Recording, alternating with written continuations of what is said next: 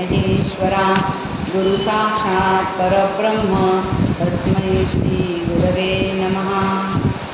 ब्रह्मानन्दं परमसुखदं केवलं ज्ञानमूर्तिं द्वन्द्वातीतं गगनसदृशं तत्त्वमस्यादिलक्ष्यम् एकं नित्यं विमलमचलं सर्वधी साक्षिभूतं भावातीतं त्रिगुणरहितं सद्गुरुं तं नमामि।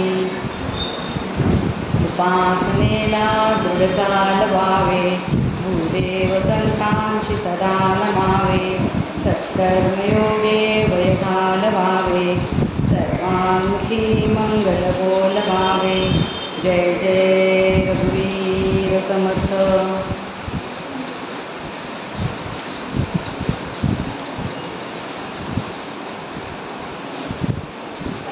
विठ्ठल श्री विठ्ठलाच्या चरणी नमस्कार करते। सद्गुरू डॉक्टर देशमुख काकांना नमस्कार करते आणि आपण सगळे श्रोते जगदीशाच्या मूर्ती आपण सगळ्यांनाही मी वंदन करते आणि आजच्या प्रवचनाला आजच्या चिंतनाला सुरुवात करते।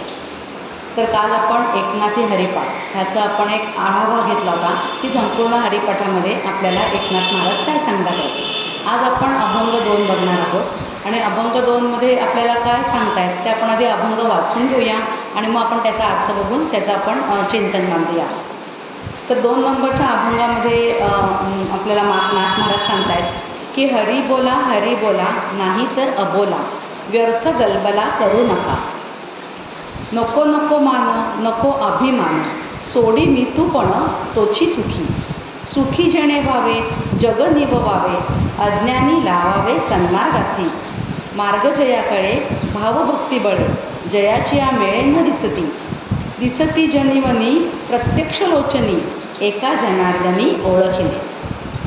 तर आपण काल बघितलं की नाथ महाराजांच्या जे काही अभंग आहेत किंवा हरिपाठामध्ये जे त्यांनी आपल्याला सांगतायत ते अत्यंत सरळ साध्या सोप्या भाषेत कुठेही याच्यामध्ये आपल्याला गूढार्थ शोधायला नको आहे किंवा ह्याचा काय अर्थ असेल बोवा असा पण विचार करायची गरज नाही। अगदी सरळ अर्थ त्यांनी असा घेतला आहे की हरी बोला नाही तर अबोला म्हणजे नाही तर तुम्ही काही बोलूच नका व्यर्थ गलबला करू नका।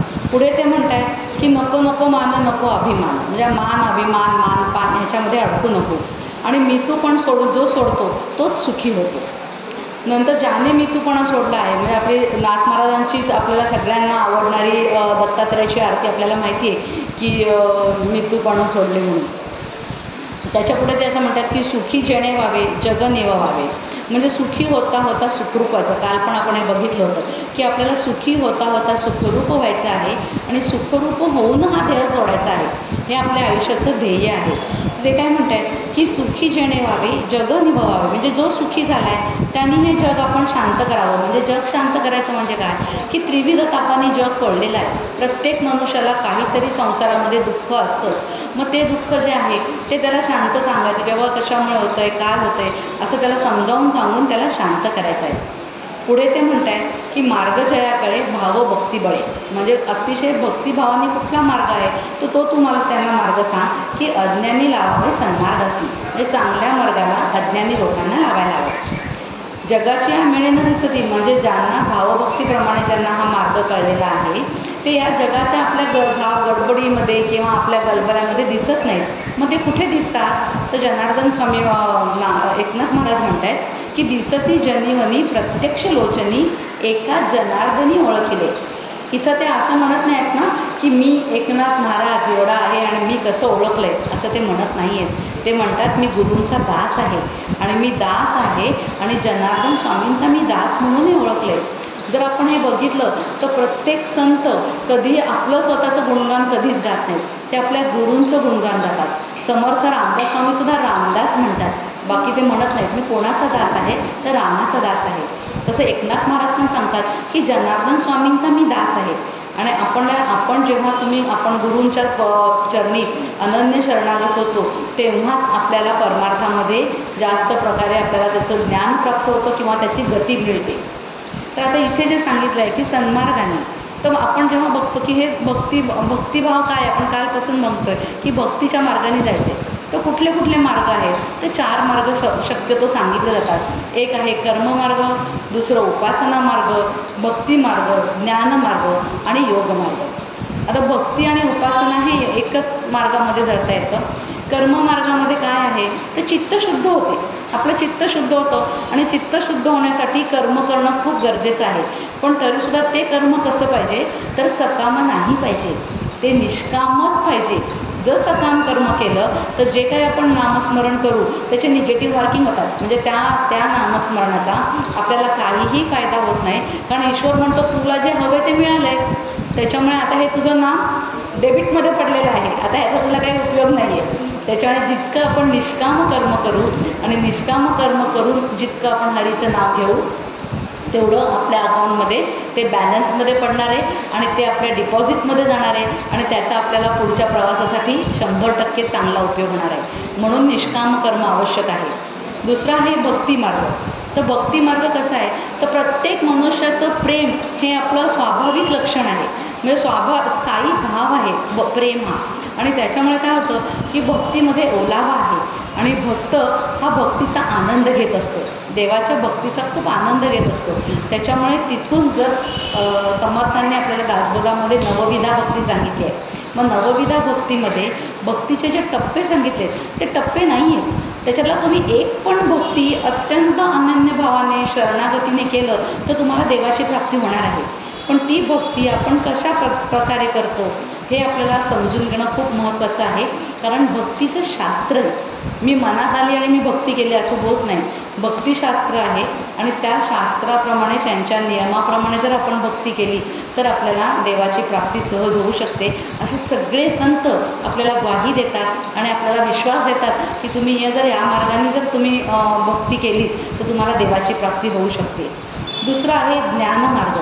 ज्ञानमार्ग थोडासा वृक्ष आहे. असं म्हटलं जातं की 100%तले फक्त 6% लोक हे ज्ञानमार्गाचे आहेत, कारण त्याच्यामध्ये भक्तीसारखा ओलावा नाही आहे. आणि मग दुसरा चौथा जो आहे तो योगमार्ग आहे. योगमार्गाचा आपण सहसा शक्यतो विचार करत नाही. मग कसं आहे, मग हे एक एक मार्ग वेगळे वेगळे आहेत का तर नाही. कर्ममार्ग, उपासना मार्ग आणि ज्ञानमार्ग हे सगळे हातात हात घालून चालले पाहिजेत. आणि जेव्हा आपण हातात हात घेऊन चालू कुठलंही कर्म हे जेव्हा ईश्वरार्पण बुद्धीने आपण एखादं कर्म केलं तर त्याच्या पाठीमागे ज्ञान असायला पाहिजे. आणि जर तसं आपण केलं तरच आपल्याला ते निष्काम कर्माचं फळ प्राप्त होणार आहे. थोडक्यात कर्मची व्हावे उपासना, ज्या पाठी असावे ज्ञान. अशा पद्धतीत जर आपण हा मार्ग अवलंबला तर आपल्याला त्याचा नक्कीच फायदा होणार आहे. एक गोष्ट म्हणजे आपण एक उदाहरण घेऊया की हे कसं आहे. तर एक पक्षी आहे आणि जर त्या पक्षाला जर एकच पंख असेल तर तो उडू शकतो का तर तो नाही उडू शकत. म्हणजे त्याला 2 पंख आणि एक शेपूट असणं खूप महत्त्वाचं आहे. मग हे 2 पंख म्हणजे काय आहे तर एक पंख आहे कर्माचा आणि दुसरा पंख आहे भक्तीचा. कर्माच्या आणि भक्तीच्या पंखाने तो उडू शकतो, पण त्याला जर दिशा हवी असेल तर ज्ञानाची शेपूट पाहिजे. म्हणजे ज्ञानाशिवाय तुम्ही कशा पद्धतीने कर्म करताय, कशा पद्धतीने भक्ती करताय हे ज्ञानाची जोपर्यंत आपल्याला अंदाज नाही, आपण विचार करत नाही तोपर्यंत तुम्ही दिशाहीन आकाशात भरकटल्यासारखे होता. म्हणून एक दिशा, आपलं एक टार्गेट की मला या अभ्यासाने काय साध्य करायचं आहे, मला कुठे जायचं आहे आणि मला काय प्राप्त करायचं आहे, हा विचार करून जर आपण हा अभ्यास केला आणि आपण योग्य मार्गाने गेलो तर आपल्याला नक्कीच आपण आपल्या ध्येयापर्यंत पोहोचू शकतो. मग आता कालच आपण बघितलं की आपण जेव्हा एखाद्या ग्रंथाची सुरुवात करतो तेव्हा आपण दिशा किंवा आपलं ध्येय ठरवतो. मग आता या ह्याच्यामध्ये आपल्या हरिपाठामध्ये आता आपण जेव्हा सुरू करतो आहे एकनाथी हरिपाठात, तेव्हा त्यांनी पहिल्याच अभंगात काय सांगितलं आहे की हरीची या दासा हरी दाही दिशा, भावे जैसा तैसा हरी एक. म्हणजे आपल्याला नक्की कुठे जायचं आहे ते आपल्याला सांगतायत की नक्की काय करायचं आहे मला की हरिरूप झाले जाणीव हरपले मी तू पण गेले हरीच्या ठाई. म्हणजे आपलं ध्येय परत ते आपल्याला पहिल्या अभंगामध्ये सांगतायत. कुठलाही जर आपण ग्रंथ घेतला, अगदी मनाचे श्लोक जरी घेतले तरी समर्थांनी मनाच्या श्लोकामध्ये सांगितले की गमू पंथ आनंद या राघवाचा. म्हणजे 205 मनाच्या श्लोकांमध्ये काय आहे तर आपल्याला हरीचा जो काही राघवाचा पंथ आहे तो आपल्याला अत्यंत भक्तिभावाने जायचं आहे. कारण ते म्हणतात मना सज्जना भक्तिपंथेची जावे. म्हणजे सगळ्यांनी आपल्याला भक्तिपंथाने पुढे जायला सांगितलं आहे. माऊलींनी सुद्धा आपल्या हरिपाठात सांगितले की देवाची द्वारे उभा क्षण भरी तेने मुक्ती चारी साधी आल्या. हरिमुखे म्हणा पुण्याची गणना कोण करी. म्हणजे आपल्याला हरिमुखे हरिमुखे हरीचं नाव घेऊन कुठे जायचं आहे, तर आपल्याला सायुज्य मुक्तीपर्यंत जायचं आहे. आणि सायुज्य मुक्तीपर्यंत जर तुम्ही गेला तर ह्याच्यासारखं पुण्य नाही आहे दुसरं कुठलंही आपल्या जीवनामध्ये. अशा प्रकारे आपण हरिपाठाची सुरुवात नाथ महाराजांनी केली आहे.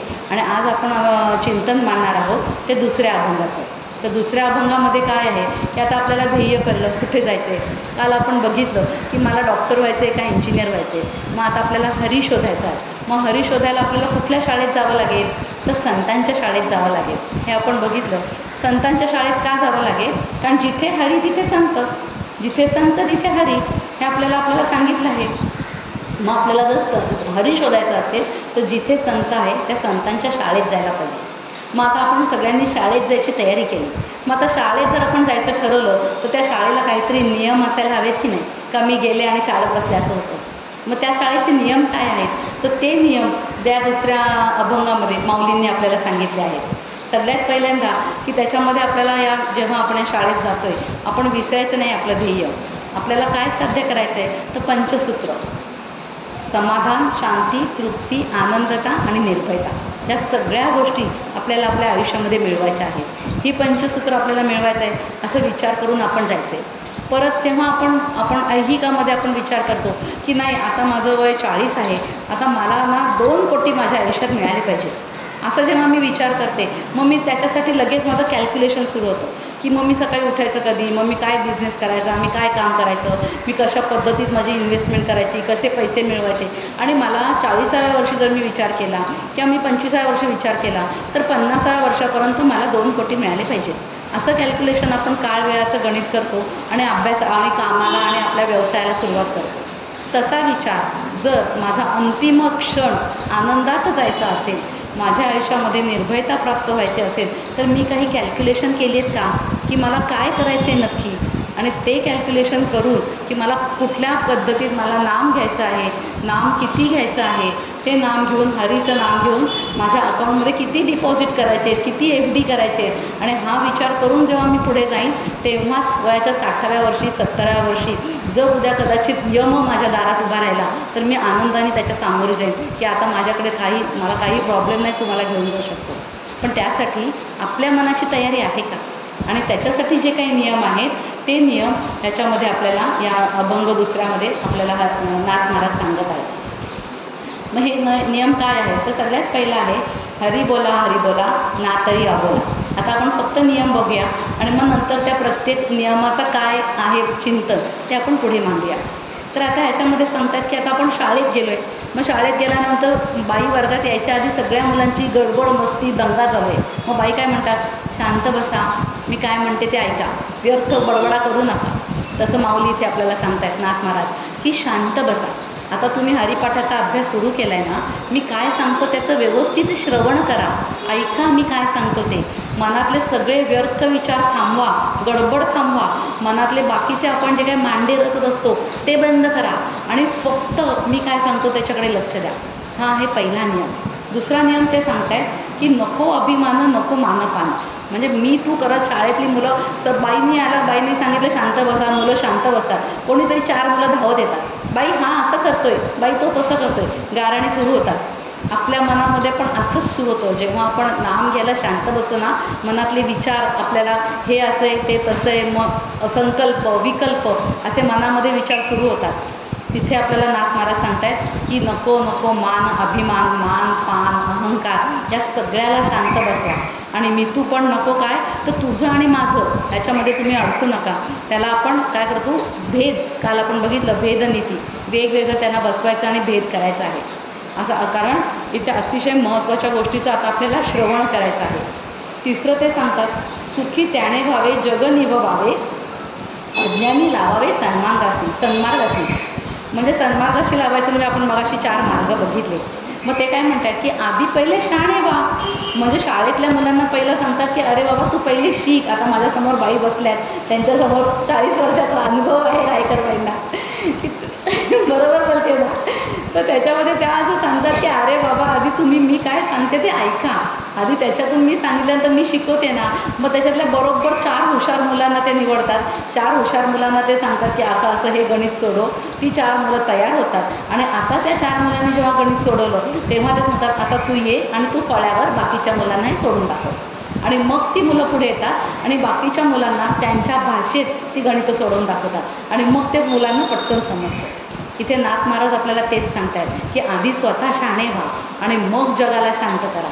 आणि ज्यांना काही समजलं नाही आहे अशी अज्ञानी लोक आहेत त्यांना तुम्ही शिकवा, असा आपल्याला हा 3रा नियम सांगतात. आणि 4था जो नियम आहे तो 4था नियम नाही आहे. 4थ्यामध्ये ते सांगतात मार्ग जयाकडे भाव भक्ती बळे, जयाची या मेळे न दिसती. म्हणजे हे आपल्याला शिकवणारे प्रिन्सिपल कसे आहेत हे आपल्याला सांगतात की ज्यांना हे कळलेलं आहे, भावभक्तीमुळे ज्यांना हा मार्ग कळलेला आहे ते जगामध्ये कुठेही दिसत नाही.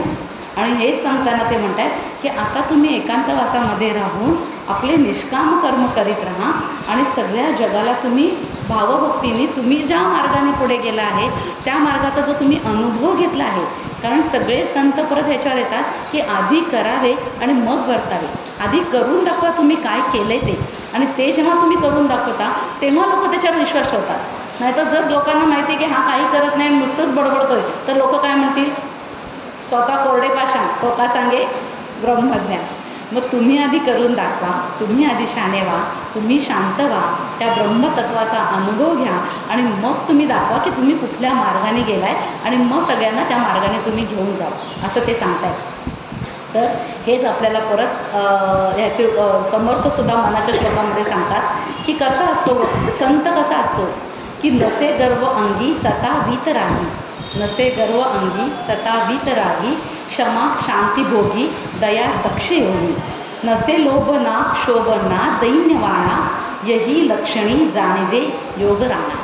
असे आपले संत आहेत की त्यांच्यामध्ये कुठलाही राग लोभ नाही आहे आणि अत्यंत शांत झालेले आपले हे आपल्याला शिकवणारे संत आहेत. मग आता आपण पहिल्या नियमाचं चिंतन करूया.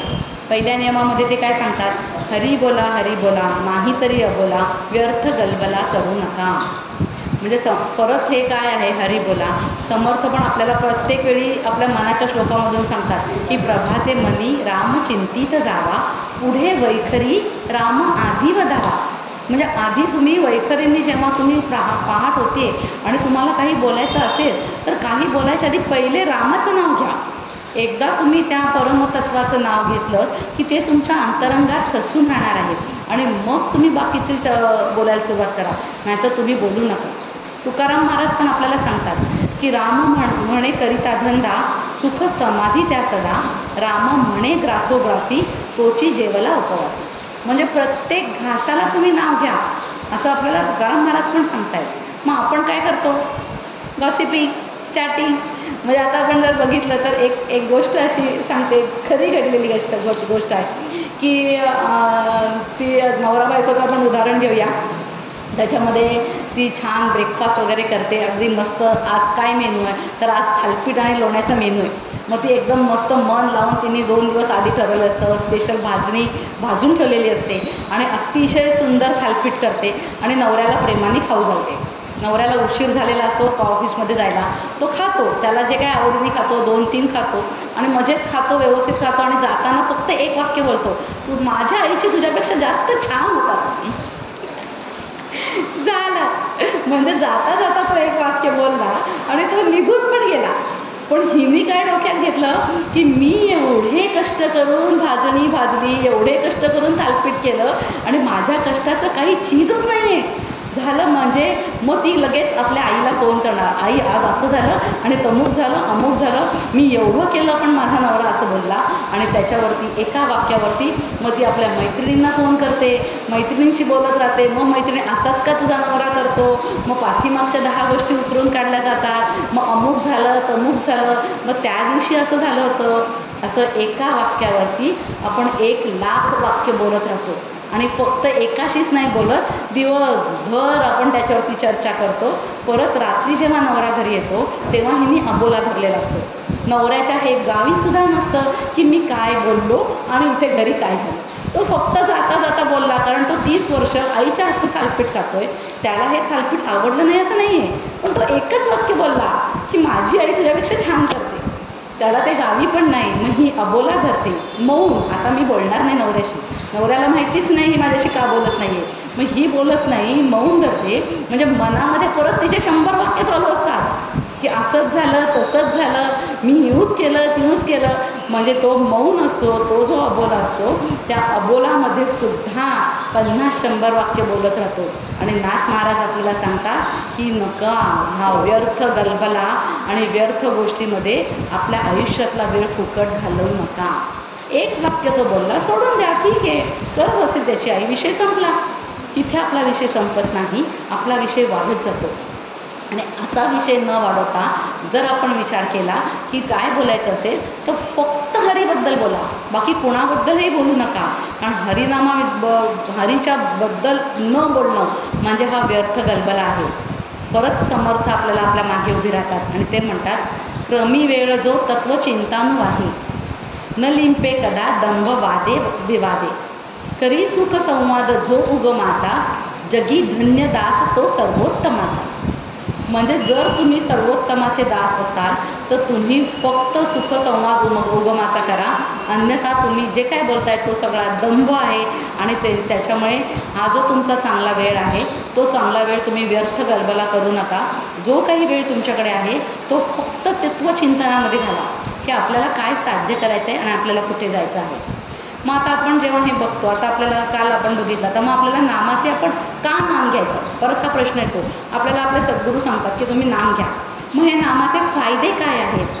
तर सगळ्यात महत्त्वाचं नामाचे फायदे म्हणजे आपलं मन अत्यंत भानावर येतं. म्हणजे लक्ष ठेवून दक्ष राहून नाम घ्यावं लागतं. आपण नाम घेतोय, नाम घेता घेता आपलं मन भरकटतं. परत आपल्या लक्षात येतं की नाही, माझं मन कुठेतरी भरकटत चाललं आहे, कुठल्या तरी विषयात अडकतं आहे. परत त्याला मागे खेचून आणायचं, परत नामामध्ये गुंतवायचं. म्हणजे त्याच्यासाठी दक्ष राहावं लागतं. दुसरं, शरीरशास्त्राच्या ॲज अ डॉक्टर जर आपण विचार केला तर प्रत्येक अक्षराचं शरीरामध्ये एक एक स्थान असतं. मग राम असू दे किंवा हरी असू दे, त्या प्रत्येक स्थानाच्या कंपनाने स्थूल आणि सूक्ष्म देहाला त्याच्या कंपनाने फायदा होतो. मग ते ओम ह्रीम राम असू दे, त्याचा प्रत्येक शब्दाचा आपल्या शरीराला आणि याला फायदा होऊ शकतो. तिसरं आहे, आपल्या भूतकाळातल्या बुड्या सांगतात आणि भविष्यकाळातल्या उड्या थांबतात.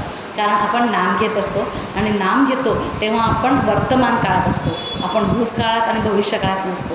सो जाणीवपूर्वक वर्तमान काळात राहायला आपण शिकतो. चौथं आहे, सतत हरीबद्दल बोलत राहिलो तर आपली वाणी शुद्ध होते. त्याच्यासाठी नाम घेणं खूप महत्त्वाचं आहे. आणि अनेक निरर्थक गोष्टीमध्ये आपलं मन सतत दुःखी होत असतं. सो नाम घेताना सगुण साकार रामाचं नाव जर आपण घेतलं आणि तो जर आपण नाम घेताना आपण रामाचं रूप आपल्यासमोर उभं केलं तर आपल्या दुःखाचा आपल्याला विसर पडतो. मग आपल्याला आठवतं की राम कसा आहे, कसा दिसतो, काय त्यांनी कपडे घातलेत, कसे आहेत, कसे त्यांनी दागिने घातलेत, असं सगुण रूपाचा विचार करता करता त्या सगुणाच्या पाठीमागचं निर्गुण तत्त्व आपल्याला आठवायचं आहे. आणि ते निर्गुण तत्त्व आठवता आठवता त्याच्यामध्ये राहून ते तत्त्व आणि मी एकच आहे, कारण माझ्यातलं निर्गुण तत्त्व आणि त्याच्या पाठीमागचं निर्गुण तत्त्व हे एकच आहे.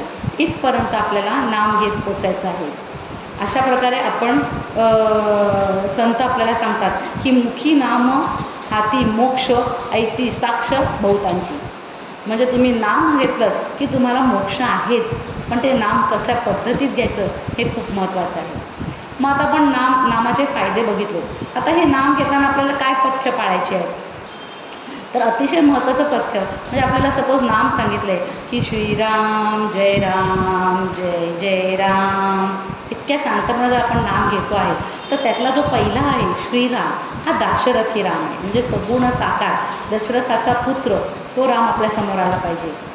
जयराम हा आहे ईश्वर रूपी राम, ज्याच्यामध्ये सर्वज्ञ आहे, सर्व साक्षी आहे, षड्गुणेश्वर आहे आणि सृष्टीचा तो जगतकर्ता आहे, निर्माता आहे. असा आपण हा जयराम बघायचा आहे. आणि शेवटचा जो आहे तिसरा जय जय राम, हा जय जय राम हा ब्रह्मरूप राम आहे किंवा आत्माराम आहे, जो सद्रूप चिद्रूप आनंदरूप आणि निरपेक्ष व्यापक आहे. असं या श्रीराम जय जय राम ह्याच्यामध्ये आपण त्या नाम घेता घेता त्या रामाशी त्या तत्वाशी आपल्याला एक व्हायचं आहे. आणि तो एक होऊन आपल्याला त्याचं हे पथ्य पाळायचं की आपण कसं पद्धतीत घ्यायचं आहे. पुढे जे त्यांनी सांगितले की नामसाधनेमध्ये नाम आणि नामी याचं काहीही भेद नाही हे समजून घ्यायचे. मग आपण उदाहरण घेऊया की आता माझ्यासमोर आपण रत्नागिरीत राहतो आणि आपण म्हणलं की आंबा. मग आंबा म्हटलं की आंबा हे काय झालं, नाम झालं.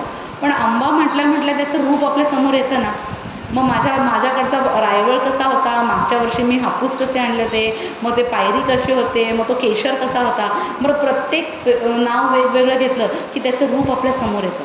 मग हे जे रूप आपल्याला समोर येतं तसंच जेव्हा आपण आंब्याचं नाव आणि रूप याच्यामध्ये भेद नाही, त्याप्रमाणे जर श्रीरामाचं नाम घेतलं तर नाम आणि त्याचा नामी याच्यामध्ये भेद नाही. हे पथ्य आपल्या लक्षात ठेवून आपल्याला हे नाम घ्यायचं आहे. आणि सगळ्यात महत्त्वाचं म्हणजे नामस्मरण करताना आपल्याला सपोज सांगितलं आहे की तुम्ही 10 मिनटं नामस्मरण करा, 1 तास नामस्मरण करा.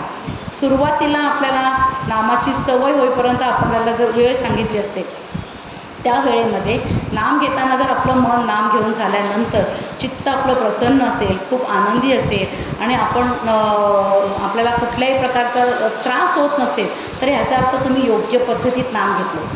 पण आपण म्हणतो अरे बापरे 1 तास झाला, माझा 1 तास फुकट गेला, म्हणजे त्या नामाला काहीही अर्थ नाही. सो इतक्या शांतपणे तुम्ही 15 मिनटं का होईना पण अतिशय भावभक्तीपणे आणि सगळं आपलं तन मन धन सगळं त्याच्यामध्ये ओतून आपल्याला नाम घेता आलं पाहिजे. अशा पद्धतीत नाम घेणं खूप महत्त्वाचं आहे. मग परत संत म्हणतात की कोणाचं नाम घ्यायचं. अनेकदा हा प्रश्न असतो की कोणाचं नाम घ्यायचं. आमचं आराध्य दैवत शिव आहे, आराध्य दैवत देवी आहे, गणपती आहे, तर आम्ही कोणाचं नाम घ्यायचं. तर आपण म्हणतो की आता आपल्याला संत सांगतात हरी नाम घ्या, किंवा आपल्याला समर्थ म्हणतात की श्रीरामाचं नाम घ्या. त्याच्यामध्ये हरी किंवा राम हे सगळे निरपेक्ष व्यापक आहेत. त्याच्यामुळे कोणाचंही नाम घेतलं तरीसुद्धा त्याच्या पाठीमागचं निर्गुण निराकार तत्त्व बघणं हे खूप महत्त्वाचं आहे.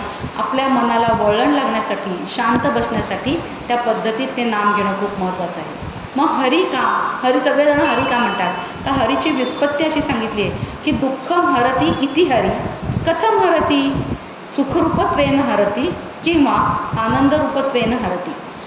मग जेव्हा हे सुखरूपत्वेन हरती असं म्हणतो तेव्हा ऐहिकातली दुःख हरी दूर करतो का, तर ऐहिकातली दुःख हरी दूर करत नाही, तर दुःखामुळे येणारे जो शोक आपल्याला आहे त्या शोकाचं हरण हरी करतोय.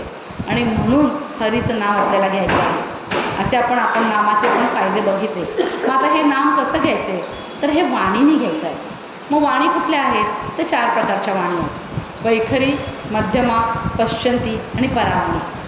मग याच्यामध्ये परत आपण म्हणतो की मग आपण येता जाता नाम घ्यायचे. आता आपण म्हणतो की आपल्याला सकाळचे 10 मिनटं नाम घेतलं, दिवसभर आयुष्यभर आपण टाईमपास केला, सगळं व्यर्थ गलबला केला आणि परत संध्याकाळी नाम घ्यायचे, तर ते नाम होत नाही. तुम्हाला जर नाम घ्यायचं असेल किंवा आपण ज्या हरीच्या स्मरणात राहायचं असेल तर 24/7 हरीच्या स्मरणात राहता आलं पाहिजे. कारण जर तुम्ही दिवसभर व्यर्थ गलबला केलात तर तेच विचार आणि तेच गोष्टी आपल्या मनामध्ये राहणार आहेत आणि तेच आपण जेव्हा नाम घ्यायला शांत बसू तेव्हा ते येणार आहे. सो बैठकीच्या साधनेचा दर्जा जास्त आहे आणि बैठकीच्या साधनेमध्ये जेव्हा आपण मोठ्याने नाम घेतो किंवा मनात नाम घेतो तर ते कसं गेलं पाहिजे, तर वैखरीमधून मध्यमापर्यंत ते नाम आपलं गेलं पाहिजे आणि मध्यमेतून ते परेपर्यंत पोचलं पाहिजे. मग एक कालचंच आपण उदाहरण बघितलं होतं की वाल्मिकी ऋषींचं कसे त्यांनी नाम घेतलं. तर खरं तर वाल्मिकी ऋषींचं खरं नाव जे आहे त्यांचं नाव आहे रत्नाकर दस्यू.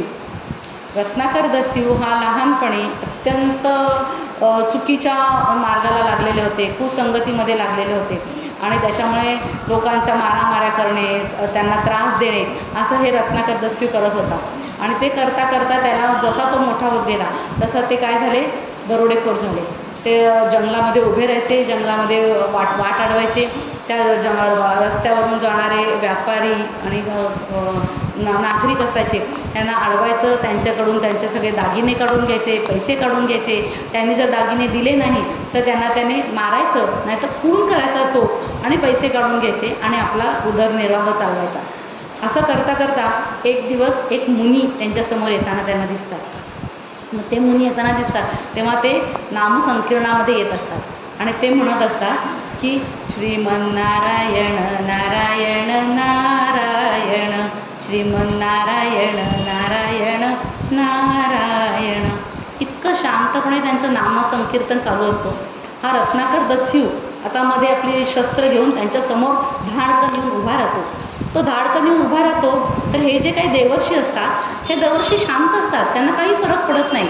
रत्नाकर दस्यूला आश्चर्य वाटतं की अरे इतके मी लोकांचे खून केले, इतक्या लोकांना मारलं, एक तर लोकांनी 2च प्रतिक्रिया दिल्या, आयदर त्यांनी प्रतिकार केला किंवा पलायन केलं. हे कसे काय शांतपणे उभे राहतात? तर त्यांनी विचारलं की तुम्ही काय, तुमच्याकडच्या ज्या काही गोष्टी आहेत त्या मला द्या. देवर्षी, तेव्हा ते देवर्षी नारद मुनी होते, ते म्हणले की अरे बाबा माझ्याकडे काही नाही आहे, हातामध्ये एक वीणा आहे आणि फक्त नामसंकीर्तन मी करतोय, बाकी माझ्याकडे काहीच नाही आहे. तर म्हणतो असं कसं, काहीतरी तुम्ही लपवलेलं असेलच. म्हणतो नाही आहे, काहीसुद्धा नाही. तर म्हणतो तुम्ही बघा. देवर्षी म्हणतात की तू बघ, तपासून बघ. तर म्हणतो ठीक आहे. आणि मग तो काय करतो, देवर्षींची झडती घ्यायला सुरुवात करतो. जेव्हा एखाद्या अतिशय दुर्गुणी माणसाची संताला स्पर्श होतो तेव्हा काय होतं, संताच्या स्पर्शाने जीवनातल्या सगळ्या पापांचा नाश व्हायला सुरुवात होते. आणि संत आपल्या जीवनामधील काय करतात, पाप, ताप आणि दैन्य या तिन्ही गोष्टी नष्ट करून टाकतात त्यांच्या एका स्पर्शाने.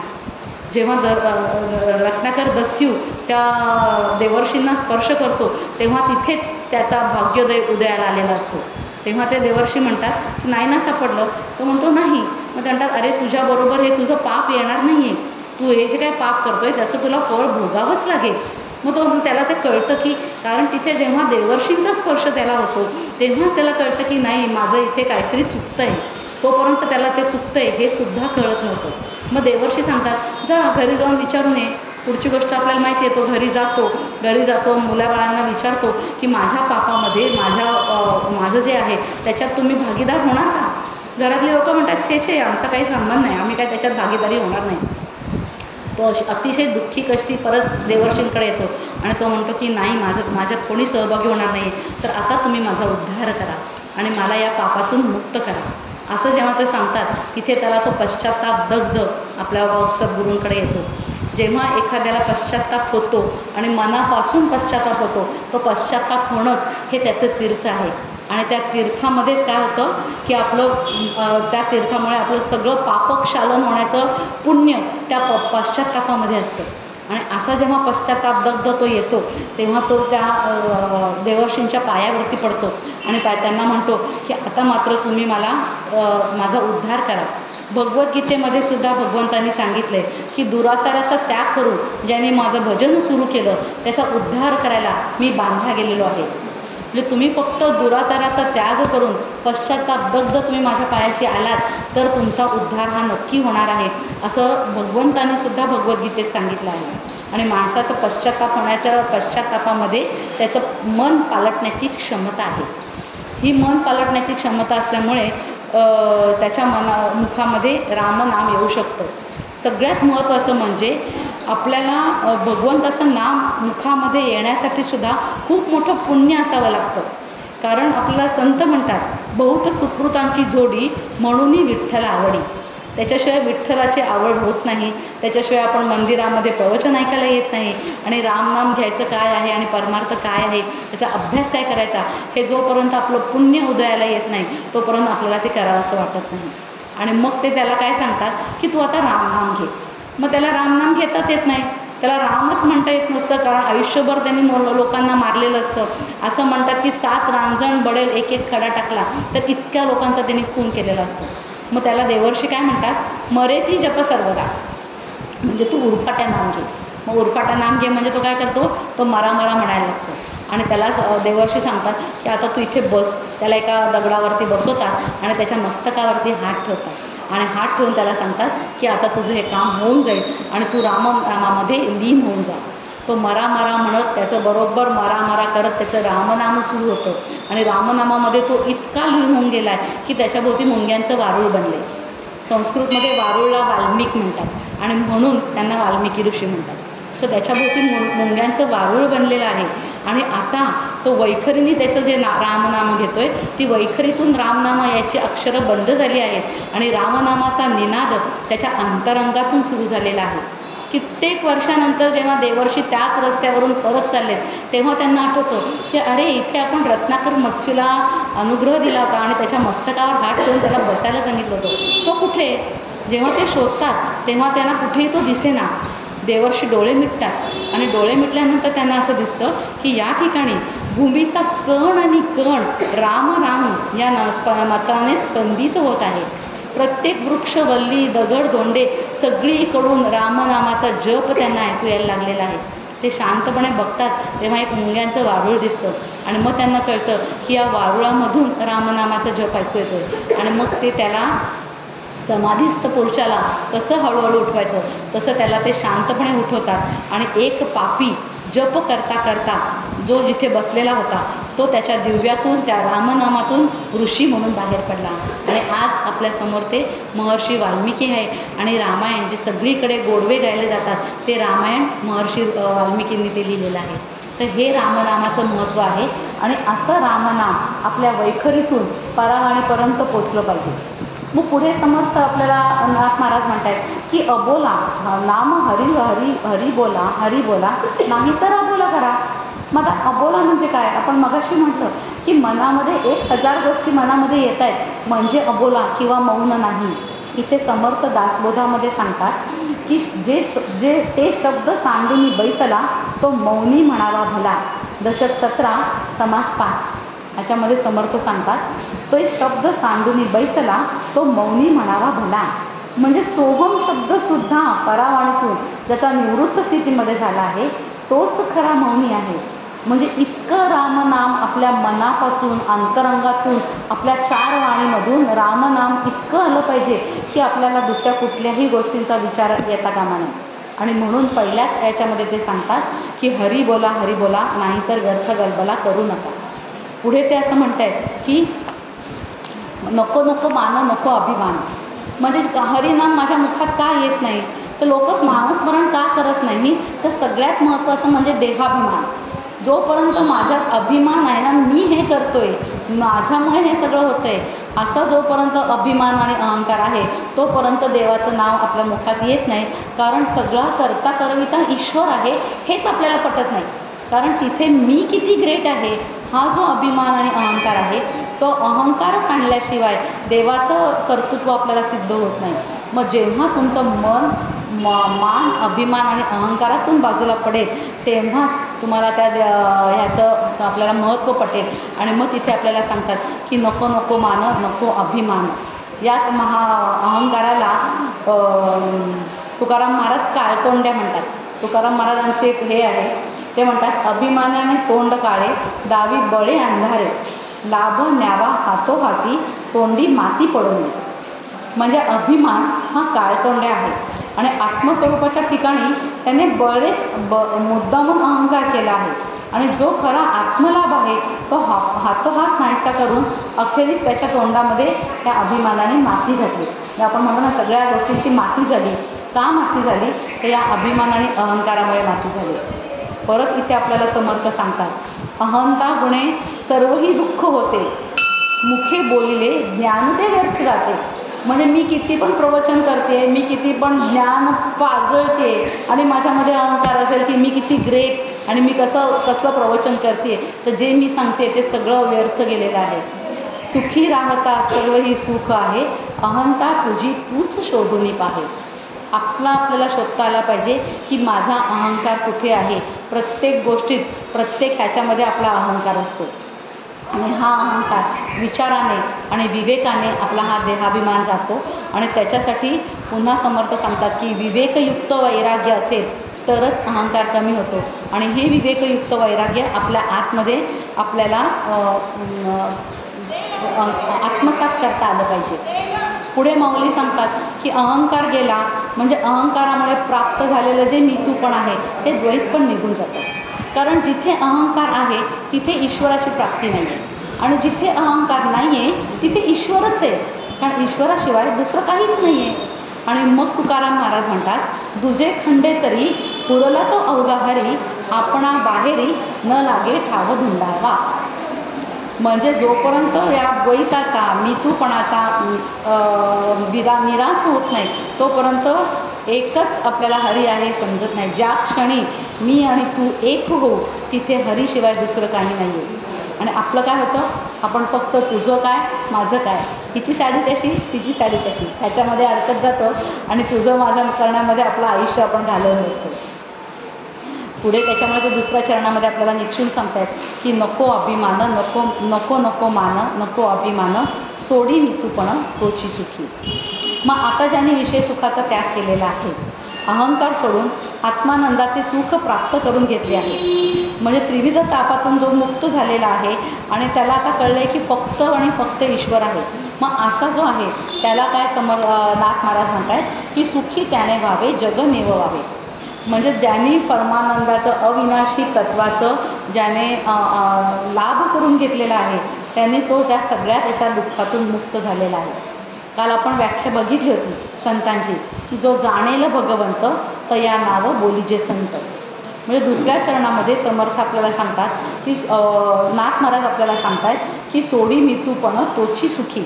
असा जो सुखी झालेले आहेत आणि परमात्म्याचा ज्याने अनुभव घेतला आहे, सुखरूप झालेले आहेत, त्यांनी अज्ञानी लोकांना निभवावे असं आपल्याला सांगतायत. मग समर्थ काय सांगतात की जेव्हा निभवावे तेव्हा जितुके काही आपण असं ठावे, तितुके हळूहळू शिकवावे, शहाणे करून सोडावे बहुत जन. म्हणजे जे मी शिकते, जे मला माहिती आहे ते थोडं थोडं आपल्याला आपण जर विश्वास ठेवला की हे जे काही मला ज्ञान मिळते ते तिकडून पाठीमागे जे अधिष्ठान तत्त्व आहे, सद्गुरू आहे, त्यांच्याकडून हे ज्ञान माझ्या अल्पमतीमध्ये आलेलं आहे. माझ्या अल्पमतीप्रमाणे जे मला समजले, जे मी ग्रास करू शकले, जे मी ग्रहण करू शकले ते मी तुम्हाला फक्त पास ऑन करते. ह्याच्यामध्ये माझं कर्तृत्व काही नाही, सगळं तिकडून अधिष्ठानाकडून आलेलं आहे. आणि जेव्हा आहे त्या ज्ञानावरती आपण हे ज्ञान सांगतोय तेव्हा जेव्हा आपल्याला कळेल की हे इथे माझा अहंकार नाही आहे, तेव्हा कुठे आपली प्रगती होऊ शकते. पण आपली अहंता तुझी तूच शोधून पाहे. हे प्रत्येक वेळी प्रत्येक क्षणाला आपल्याला आपला अहंकार शोधून बघावा लागेल. आणि त्यासाठी समर्थ म्हणतात सावध, साक्षेपी आणि दक्ष. प्रत्येक सेकंदाला मी सावध, साक्षेपी आणि दक्ष आहे का? मी काय करते, मी काय बोलते, मी काय सांगते, इथे माझा अहंता कुठे वाढते, कुठे नाही कमी आहे, आणि काय कशा मला येत नाही हा सुद्धा एक अहंकार आहे बरं का. मला येतं जसा अहंकार आहे ना तसं मला काहीच येत नाही, मला काहीच बोलता येत नाही, हा पण एक अहंकार आहे. तो पण अहंकार ज्याचा त्याला समजला पाहिजे आणि तो सोडून आपल्याला हा विचार करता आला पाहिजे की मला नक्की काय करायचं आहे. थोडक्यात पुढे जेव्हा आपल्याला हे सांगतात की अनेक जी शोकाची साधनं आहेत, आपल्याला जेव्हा अज्ञानी लावावे सन्मार्गाचे हे आपण बघतोय तेव्हा अनेकदा आपण दुःख कसं आपलं कमी होतं तर आपला ॲक्सेप्टन्स कमी पडतं एखाद्या गोष्टीचा. हे आपण आहे ती परिस्थिती आहे त्या सिच्युएशनमध्ये ॲक्सेप्ट करत नाही आणि ॲक्सेप्ट करत नाही म्हणून तिथे आपल्याला दुःख होतं. आणि मग हे जे काही दुःख आहे हे जर आपण ॲक्सेप्ट करायला लागलो, जेव्हा आपण ह्याचा अभ्यास करू हरीचं आणि कुठलंही दुःख झालं हरीचं नाव घेतं आणि तो सगळा करता आहे, माझ्या आयुष्यामध्ये घडणारी प्रत्येक घटना ही त्यांनी नियोजित केलं आहे आणि सगळं ब्ल्यूप्रिंट त्याच्याकडे आहे, कुठल्या क्षणी काय होणार आहे हे त्यांनी ठरवलं आहे. असं जेव्हा आपण पूर्णपणे त्याला अनन्यभावे शरण जाऊ तेव्हा ॲक्सेप्टन्स वाढतो आणि ॲक्सेप्टन्स वाढला की दुःख कमी होतं. दुःख कधी होतं? प्रतिकूल गोष्टी झाल्या की दुःख होतं, की माझ्या मनाविरुद्ध झालं ना की मला दुःख वाटतं. तिथे जेव्हा आपण हे करतो तेव्हा आपलं दुःख कमी व्हायला मदत होते. म्हणजे आयुष्यातले दुःखचा त्रास आपल्याला या हरिपाठामुळे कमी होऊ शकतो. आणि मग काय सांगतात की या अज्ञानी जनांना निववावे म्हणजे एखादा तवा जेव्हा हळूहळू गार होतो, पाणी टाकलं की सर्व आवाज येतो, पण तोच जर शांतपणे ठेवला तर तो हळूहळू निववतो. त्याप्रमाणे आपण ज्या पद्धतीत आनंद घेतला आहे, अनुभव घेतला आहे, तो अनुभव जर आपण लोकांना सांगत गेलो, त्यांच्या मनामध्ये अनेक प्रश्न असतात, अनेक शंका असतात, त्रिविध तापाने अनेक गोष्टीमध्ये ते पोळलेले असतात. मग असे जेव्हा ते पोळलेले असतात तेव्हा त्यांना आपला स्वानुभव सांगून त्यांना जर आपण हळूहळू निववलं तर ते शांत होतात. त्यांच्या मनातल्या शंका कुशंका सगळ्या कमी होतात आणि ते पण सन्मार्गाला लावू शकतात. आणि म्हणून सन्मार्गाने घेऊन जा असं नाथ महाराज सांगतात. मग असे आपण बघितले कुठला मार्ग आहे तर भक्ती मार्ग हा सगळ्यात सोपा मार्ग आहे. तुकाराम महाराज म्हणतात अवघ्या वाटा झाल्या क्षीण, कलीन घडे साधन, उचित विधी विधान, न कळे न घडे साधन, भक्तिपंथ बहु सोपा, पुण्य नागवे या पापा. म्हणजे सगळ्यात सोपा काय आहे तर भक्तिपंथ आहे. आणि म्हणून आपण भक्ती मार्गाने जर आपण गेलो, अनन्यभावे शरण झालो तर आपल्याला हरीचं प्राप्ती नक्की होऊ शकते.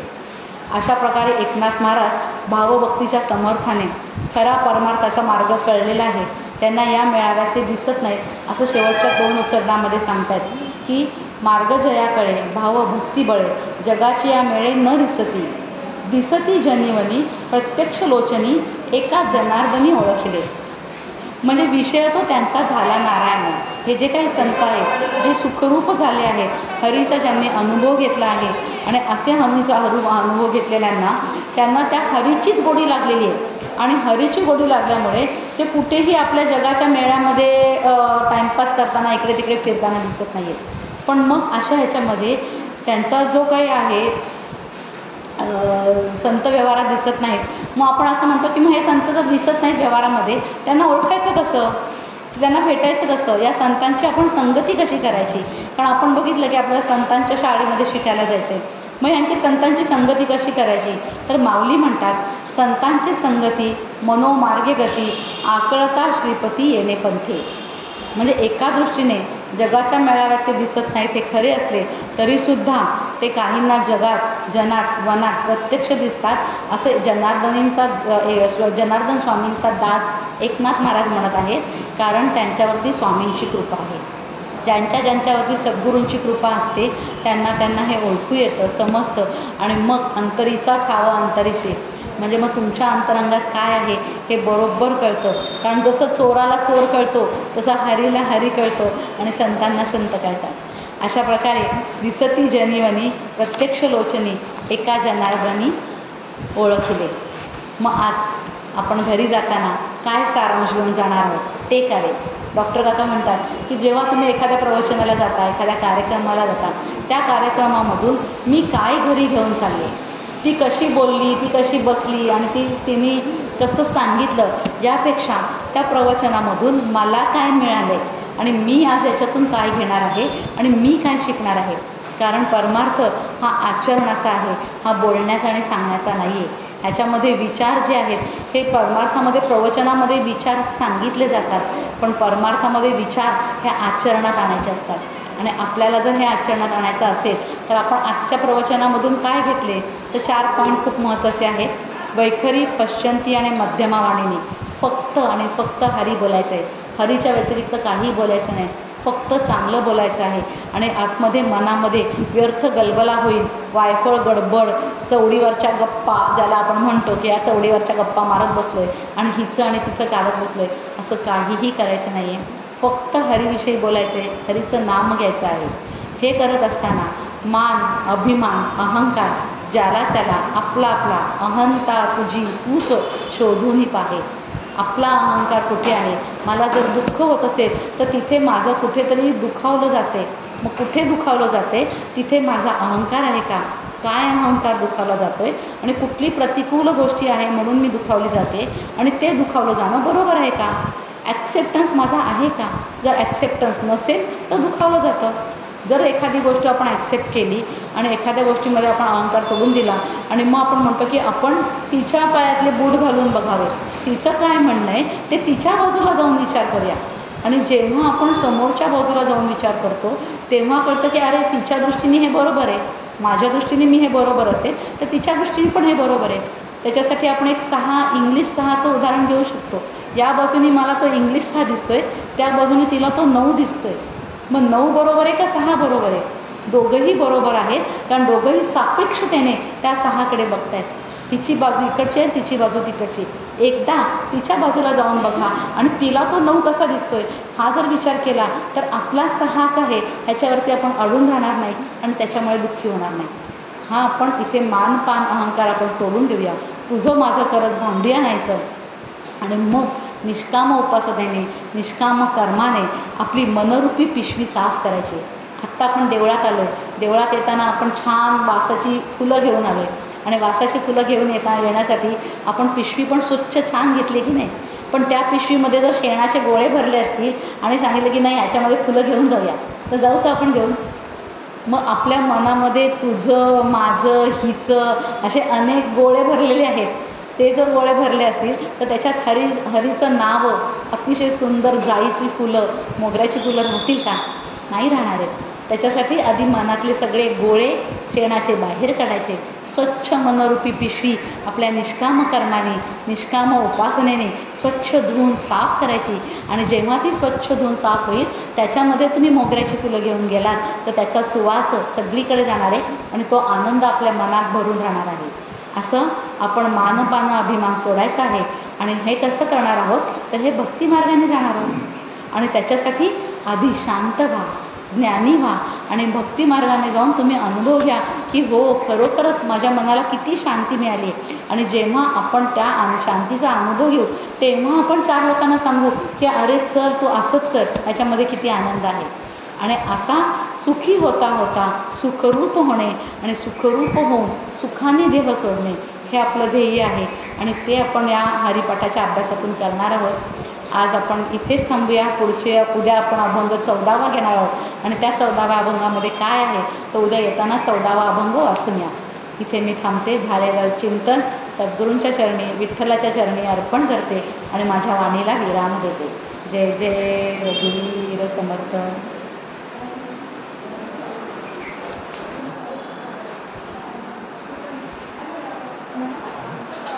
पूर्ण